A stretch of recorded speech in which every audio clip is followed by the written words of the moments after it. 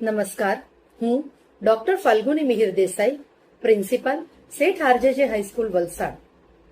આજનું શિક્ષણ આવતીકાલનું ભવિષ્ય શ્રેણીમાં આજે આપણે વાત કરીશું એક ખૂબ મહત્વના વિષય ઉપર. ધોરણ 10 પછી કરિયર પસંદગી કેવી રીતે કરવી. આજનો મારો આ વિડીયો ખાસ જે બાળકો ધોરણ 8, 9 કે 10માં ભણે છે એમને ઉપયોગી થશે. ધોરણ 10નું પરિણામ આવે એટલે ઘણા વિદ્યાર્થીઓ અને વાલીઓના મનમાં એક જ પ્રશ્ન હોય છે કે હવે સાયન્સ લેવું કે કોમર્સ લેવું કે પછી આર્ટ્સ લેવું. અને મેં જોયું છે કે ઘણા બધા વિદ્યાર્થીઓ આ નિર્ણય પોતાને શામાં રસ રુચિ છે તે ધ્યાને લીધા વિના માત્ર ને માત્ર પોતાના મિત્ર શું લે છે, સગાવાલા શું કહે છે કે પછી ક્યારેક તો સાયન્સ લેવાથી જ સારું કરિયર બને એવી ખોટી વિચારસરણીથી કરિયરની પસંદગી કરે છે અને પછી ખૂબ પસ્તાય છે. વાલા બાળકો, કરિયરની પસંદગી એ તમારા જીવનનો એક ખૂબ મહત્વનો નિર્ણય હોય છે.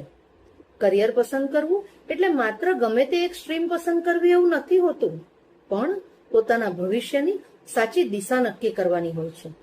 તો ચાલો જાણીએ ધોરણ 10 પછી યોગ્ય કરિયર પસંદગી કરતી વખતે કઈ એવી 7 બાબતો છે જે તમારે ધ્યાનમાં રાખવી જોઈએ.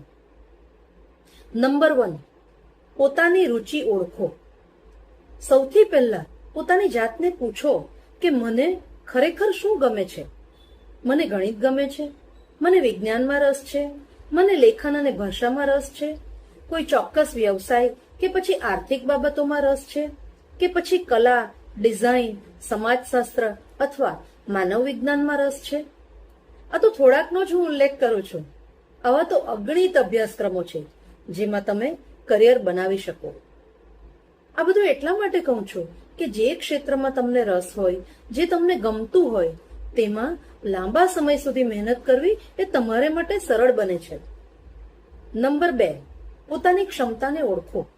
બાળકો, માત્ર કોઈ એક વિષય તમને ગમે છે એટલું પણ પૂરતું નથી હોતું.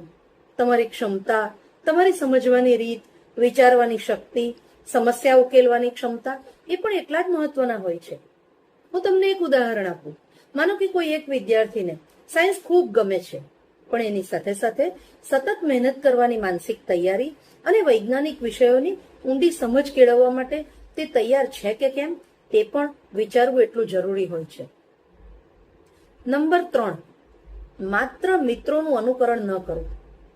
તમારો મિત્ર સાયન્સ લે છે એટલે તમારે પણ સાયન્સ જ લેવું પડે, આ વિચાર જ ખોટો છે. વિદ્યાર્થીઓ મોટે ભાગે આવું જ વિચારીને ખોટા નિર્ણય લે છે, કેમ કે એમને ડર હોય છે કે જો હું બધા મિત્રોને છોડીને સાયન્સ, કોમર્સ કે આર્ટ્સમાં જઈશ તો હું એકલો કે એકલી પડી જઈશ. પણ યાદ રાખો, તમારો મિત્ર જે કરિયર પસંદ કરે છે એ તમારે માટે યોગ્ય હશે કે કેમ એ જાણવું પણ એટલું જ જરૂરી છે. તમારી સફર એ તમારી પોતાની સફર હોય છે. નંબર 4, માત્ર માર્ક્સના આધારે નિર્ણય કદી ન લો.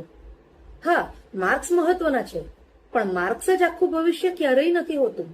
તમારા રસ રુચિ, તમારી ક્ષમતા, તમારું વ્યક્તિત્વ, તમારી મહેનત કરવાની તૈયારી અને કરિયર વિશેની સમજ, આ બધા વિશે ખૂબ વિચારીને તમારી જાતને ચકાસીને પછી યોગ્ય નિર્ણય લો.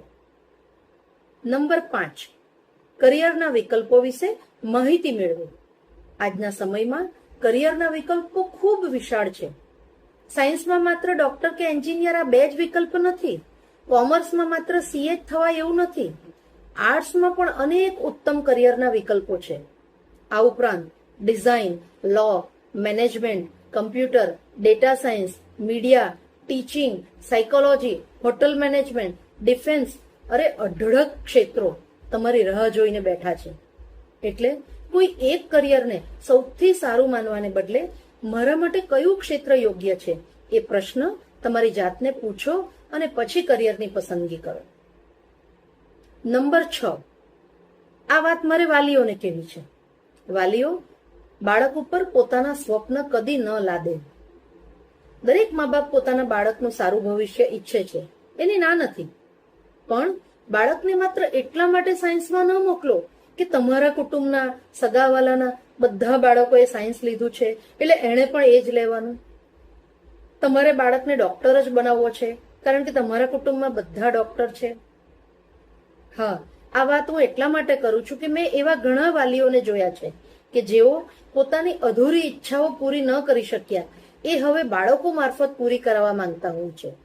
તેથી પણ બળજબરીથી બાળકોને પોતાની ઈચ્છા મુજબ કરિયર પસંદગી કરાવે છે. વાલીઓ, આવું ક્યારેય નહીં કરો. બાળકની વાતને સાંભળો, એના રસ રુચિ જાણો, એની ક્ષમતા સમજો અને પછી તેને યોગ્ય માર્ગદર્શન આપો. નંબર 7, યોગ્ય કરિયર ગાઈડન્સ લો. જો વિદ્યાર્થીને પોતે નિર્ણય લેવામાં મૂંઝવણ થતી હોય તો કોઈ શિક્ષક, કરિયર કાઉન્સિલર અથવા અનુભવી વ્યક્તિનું માર્ગદર્શન લેવું પણ ઉપયોગી બની શકે છે.